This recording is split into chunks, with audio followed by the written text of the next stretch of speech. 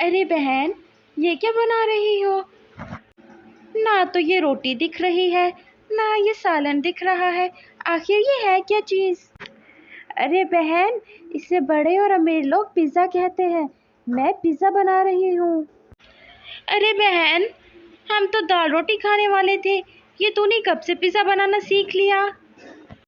अब देखो करिश्मा, बहुत ज़्यादा महंगाई हो गई है। हर एक चीज़ इतनी ज़्यादा महंगी है कि अगर दाल भी पकाएं तो उसका खर्चा भी 700 से ऊपर ही चला जाता है। इसीलिए मैं ये पिज़्ज़ा बना रही हूँ। अरे बहन शिल्पा, क्या ये पिज़्ज़ा सस्ते में बन जाता है? 50-60 में ये पिज़्ज़ा बन जाता है? अरे नहीं बहन, 50-60 में तो नहीं बनता। अब देखो, घर में मैं और देव जी होते हैं, तो हम दोनों के लिए ये बहुत है।